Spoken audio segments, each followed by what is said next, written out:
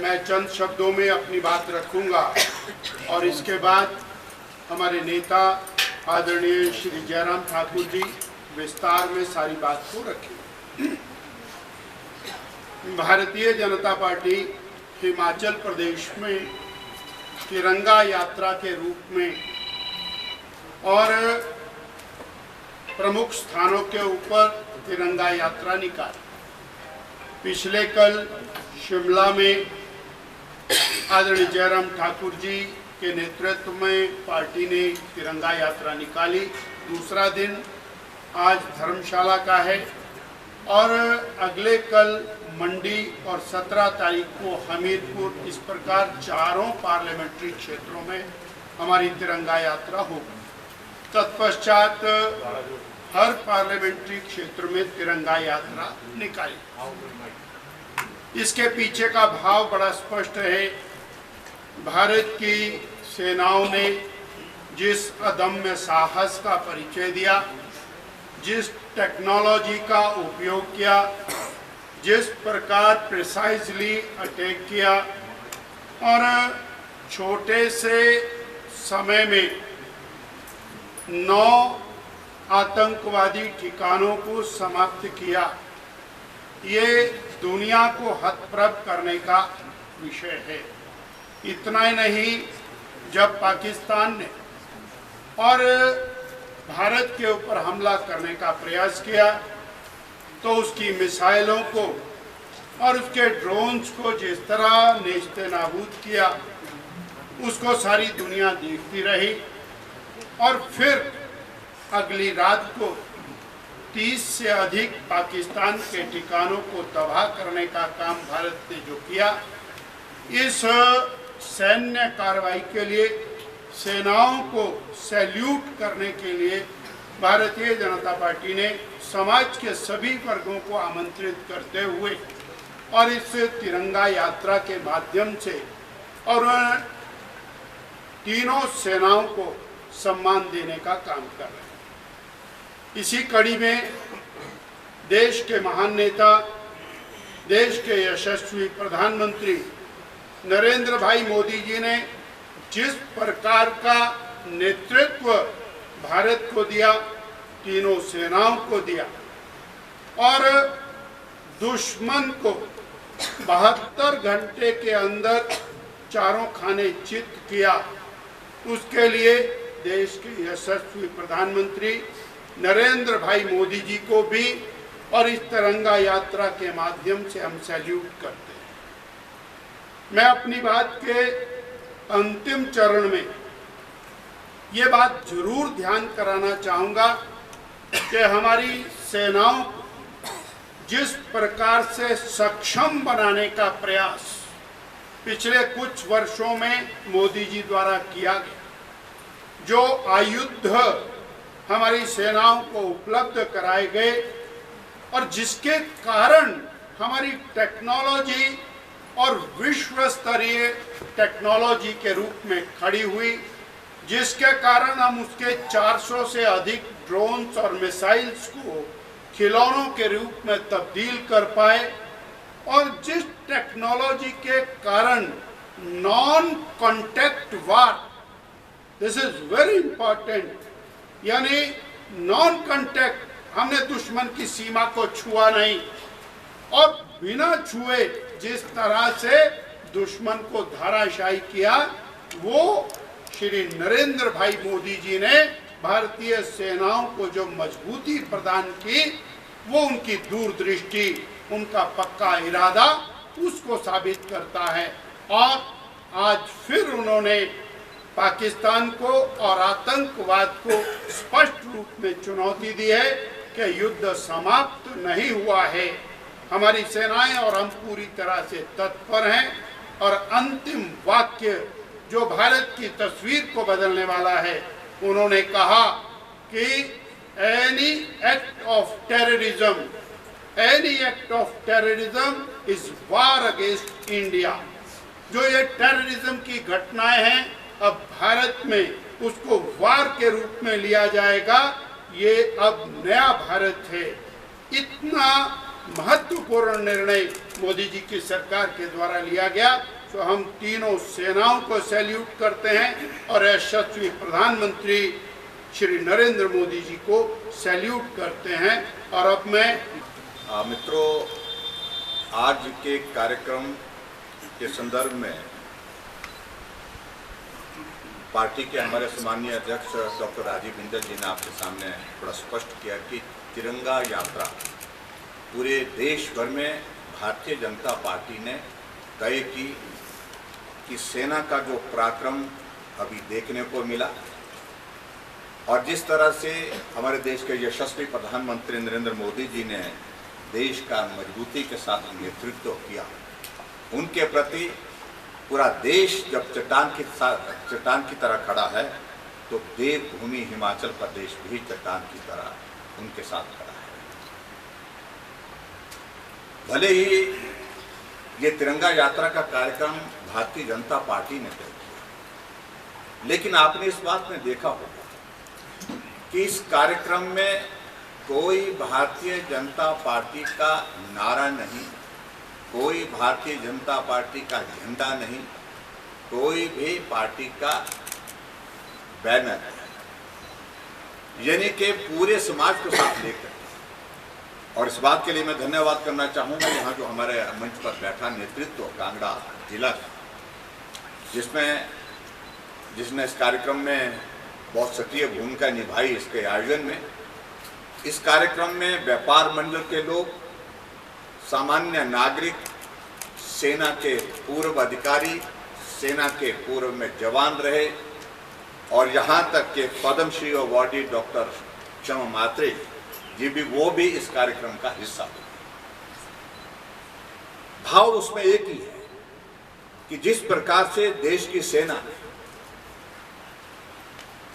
पाकिस्तान को जवाब दिया है, यह हमारा दायित्व बनता है, नैतिक दायित्व बनता है कि हम उस सेना के सम्मान में उनका हौसला अफजाई करें, उनको मजबूती के साथ उनके साथ खड़े हों। उस तरह से आज का ये कार्यक्रम यहाँ पर रखा गया था। मित्रों, मुझे लगता है कि इस पहलगांव की घटना के पश्चात के हालात को लेकर के कोई एक्सप्लेन करने की आवश्यकता नहीं, क्योंकि पल पल जो है पूरा देश नहीं पूरी दुनिया उस घटना के बाद भारत क्या करेगा, भारत किस प्रकार से रिएक्ट करेगा, सारी चीजों को देख रहा था। और प्रधानमंत्री जी उस वक्त विदेश यात्रा पर थे और विदेश यात्रा से वापस लौटे, यात्रा को बीच में छोड़ करके निवास पर पहुंचने से पहले एयरपोर्ट दिल्ली में ही उन्होंने पूरा फीडबैक अधिकारियों और मंत्रियों के माध्यम से दिया इस घटना। और उसके पश्चात दूसरे दिन तुरंत जो कैबिनेट कमेटी ऑन सिक्योरिटी उस बैठक का आयोजन करके बहुत महत्वपूर्ण फैसले लिए, जिन फैसलों को लेकर के मैं बड़ा डिटेल में जाना नहीं चाह रहा हूँ, क्योंकि आप सब लोग उनसे अच्छी तरह से बात की। यानी कि साफ संदेश दे दिया और प्रधानमंत्री जी ने एक सार्वजनिक सभा में एक बड़ा साफ संदेश दिया और संदेश दिया कि जो इस घटना में शामिल हैं, जो आतंकवादी और जो इस साजिश के पीछे हैं, उनको उनकी कल्पना से भी ज्यादा बड़ी सजा मिलेगी। और पूरा देश इस बात को लेकर के बेसब्री से इंतजार कर रहा था कि कब होगा, कब जवाब दिया जाएगा। आखिरकार आप लोगों ने देखा कि 6 मई को रात के 1:20 पर भारत की धरती से ही कार्रवाई हुई। पाकिस्तान जाने की आवश्यकता महसूस नहीं हुई और 9 ठिकाने जो आतंकवाद को शरण देते थे, आतंकवाद को पनाह देते थे, ट्रेनिंग देते थे, आतंकवादियों को हथियारों के साथ मासूम लोगों की जिंदगी उजाड़ने के लिए, तबाह करने के लिए भारत भेजे जाते थे। उन ठिकानों को एक एक करके सिर्फ 25 मिनट के अंदर तबाह कर दिया। 25 मिनट। और बौखलाहट में पाकिस्तान समझ नहीं पाया कि हो क्या गया। और ऐसी सूरत में पाकिस्तान ने रिटेलिएट करने की कोशिश की, लेकिन एक चाहे उनका ड्रोन था, चाहे उनकी मिसाइलें थी, वो भारत की धरती में प्रवेश करने से पहले ही गिरा दी। इतना प्रिसीजन जो कार्रवाई आज से पहले कभी भी किसी युद्ध में देखी नहीं गई, इतनी एक्यूरेसी कभी देखी नहीं गई। और आज हम इस बात को दावे के साथ कह सकते हैं कि आने वाले समय के लिए पूरी दुनिया के लिए भारत की सेना एक बहुत बड़ा उदाहरण बन गई है।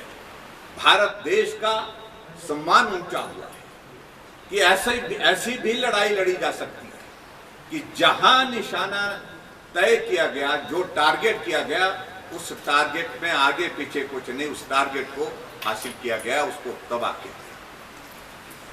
और उसके बाद जब रिटेलिएट किया गया पाकिस्तान की ओर से, मुंह तोड़ जवाब दिया गया। और मुंह तोड़ जवाब में आपने इस बात को भी देखा, जैसा हमारी पार्टी के माननीय अध्यक्ष डॉक्टर राजीव बिंदल जी ने कहा कि 30 से ज्यादा सैन्य ठिकानों को तबाह किया गया, जहां आर्मी का इंफ्रास्ट्रक्चर था, एयरपोर्ट थे, एयरबेस थे, एम्यूनिशन के उनके स्टोर थे, उनको तबाह किया गया। जहां निशाना लगाया गया वो बर्बाद किया गया। ऐसी सूरत में ये हमारा नैतिक दायित्व बनता है कि हम भारत की सेना के साथ खड़े हैं। भारत की सेना के साथ साथ में देश के नेतृत्व के साथ आदरणीय प्रधानमंत्री जी के साथ खड़े हैं। इसलिए ये कार्यक्रम का आयोजन किया गया। और मैं इस बात को कह सकता हूँ कि आज कई लोग कई तरह की बातें करने की कोशिश कर रहे हैं, उन बातों का कोई अर्थ नहीं, कोई मतलब नहीं। भारत ने जो चाहा, भारत की सेना को जो आदेश हुआ, उस आदेश का पालन करते हुए कार्रवाई को पूरा किया। प्रधानमंत्री नरेंद्र मोदी जी ने बड़ा साफ शब्दों में कहा कि हमारा पहला लक्ष्य जो था वो लक्ष्य था आतंकवाद के ठिकानों को तबाह करना। और इस बात को भी आप लोगों ने देखा होगा कि ऐसे आतंकवादी जिन्होंने भारत के अंदर बहुत बड़ी जान की क्षति पहुंचाई, भारत के अंदर आतंकवादियों का भेज करके, और खास तौर से जिसका जिक्र हम करते हैं जैश-ए मोहम्मद का, जो पाकिस्तानी एक टेररिस्ट ऑर्गेनाइजेशन है, और उसके जो आका जो है वो मसूद अजहर, उसके एक परिवार के 12 लोग जो है, जो आतंकवादी ही थे, उनको बर्बाद किया, उनको तबाह किया, उनको मार दिया गया। मैं समझता हूं 100 से ज्यादा आतंकवादियों को पाकिस्तान के अंदर मारा गया। और इस बात के लेकर के रिपोर्ट भी आपके सामने है। 40 से ज्यादा पाकिस्तानी सैनिक भी मारे गए। और मैं यही कहूंगा कि प्रधानमंत्री नरेंद्र मोदी जी ने एक बात बड़ी साफ कही है कि अभी लड़ाई समाप्त नहीं हुई है, सिर्फ रोकी गई है, सिर्फ सीज फायर जिसको कहते हैं वो हुआ है। और वो भी तब हुआ है, उस सूरत में हुआ है जब पाकिस्तान 3 दिन की लड़ाई के बाद ही चौथे दिन घुटनों पर पूरी दुनिया के देशों के साथ संपर्क करते रहे कि कहीं किसी तरह से हमको तबाह होने से, बर्बाद होने से बचा लीजिए। और कोई देश जब आगे ऐसी स्थिति में नहीं आ पा रहा था, अंततः पाकिस्तान के डीजीएमओ ने भारत के डीजीएमओ से संपर्क साधा कि हम युद्ध रोकना चाहते हैं, युद्ध बंद करना चाहते हैं। और युद्ध बंद करने की बात को उनकी सुना गया, और सुनने के बाद अभी सिर्फ युद्ध रोका गया है, युद्ध समाप्त नहीं हुआ है। और जैसे प्रधानमंत्री जी ने एक बहुत महत्वपूर्ण फैसला करने के बाद जो अपनी बात कही है कि अगर फिर से जरूरत की पाकिस्तान ने, तो जैसा अब की बार अंदर घुस कर के मारा है, तो आने वाले समय में भी पाकिस्तान में अंदर घुस करके मारे। आप कल्पना करिए 100 किलोमीटर अंदर तक सीधे जो 150 किलोमीटर का बिजली के रास्ते, जहां भारत की सेना उनकी सीमा में नहीं गई, लेकिन उसके बावजूद उनकी तबाही आप लोगों ने देखी। मैं देख रहा था पाकिस्तान का पार्लियामेंट में भाषण दे रहे थे नेता कि भारत ने वो सैटेलाइट इमेजेस लेकर के पूरी दुनिया के सामने रख दी कि यहां हमने कार्रवाई की, यहां हमने तबाही की, यहां हमने बर्बादी की।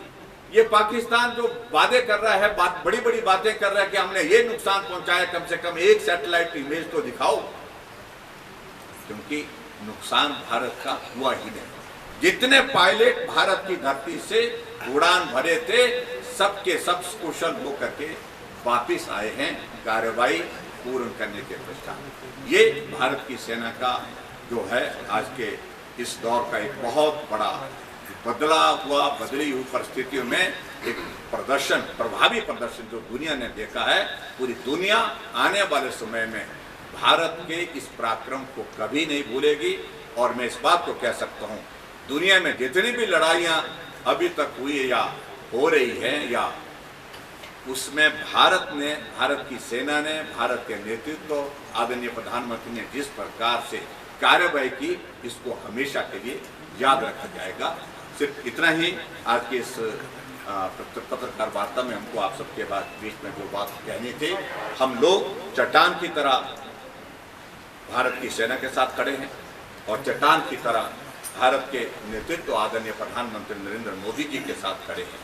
और एक बात मैं जरूर कहना चाहता हूँ, विशेष तौर से हिमाचल प्रदेश के इस देवभूमि के लोगों की ओर से, जहाँ तुर्की के सैनिकों का पार्टिसिपेशन की खबरें आ रही है, जो ड्रोन दिए गए उसकी बात आ रही है, ऐसे में हिमाचल प्रदेश की भावना ये है कि जो तुर्की से सेब आता है उस पर तुरंत प्रभाव से रोक लगा दी जाए। और यहां तक के आगे की कार्रवाई प्रधानमंत्री जी नरेंद्र मोदी जी, हमारा राष्ट्रीय नेतृत्व स्वयं करेगा। लेकिन इतना मैं जरूर कहना चाहता हूं, ये देवभूमि हिमाचल प्रदेश की एक भावना है, जिसके लिए मैं आप सबके बीच में आपके माध्यम से बात को पहुंचा रहा हूं। आज की इस पत्रकार वार्ता में सिर्फ हमको इतना ही कहना था।